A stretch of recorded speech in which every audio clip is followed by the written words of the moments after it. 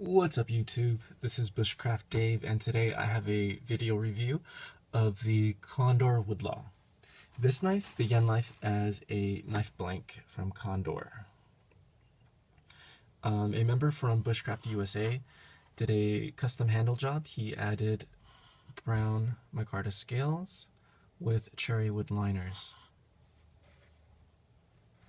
And I think he did a beautiful job. You know, this knife came out a few years ago. I think it was designed by Joe Flowers, who is a very well respected knife designer and bushcrafter. When this knife first came out, I thought it had a great blade shape, but I really didn't like the handle. I thought it was too basic, so I didn't buy this knife.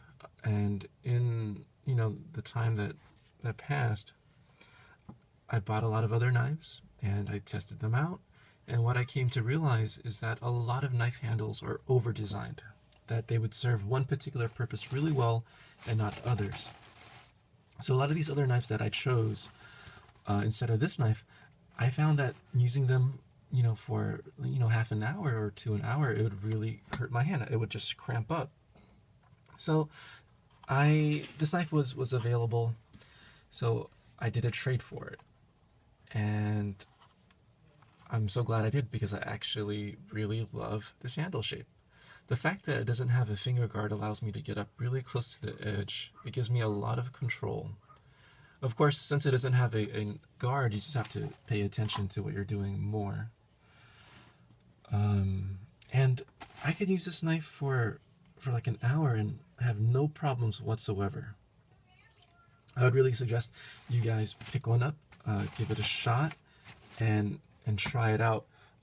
I also wanted to talk to you guys about the grind, the Scandi grind. So for bushcrafters, we have really two choices, right? We have the Scandi grind and we have the flat grind. And from other reviews, I've heard people say that the Scandi is a great bushcrafting knife because it's easy to sharpen and it carves really well, right? And that's very true. And what I found out is that with feather sticks, it carves almost too well into the wood, and you have to consciously try to prevent it from digging in too much if you want the really fine feathers. Whereas with the flat grind, you have to really push in to get the deep cuts that it automatically feathers really fine. What's the best choice for you? It really depends, because you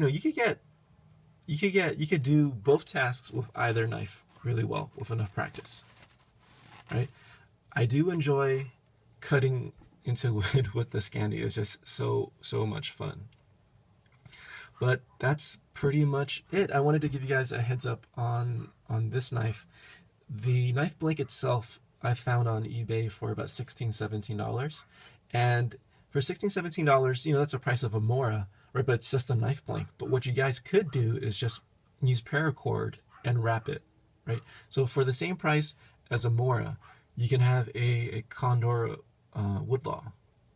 And you know what? Really, since it's a bushcrafting knife, you could just epoxy some wood scales on it.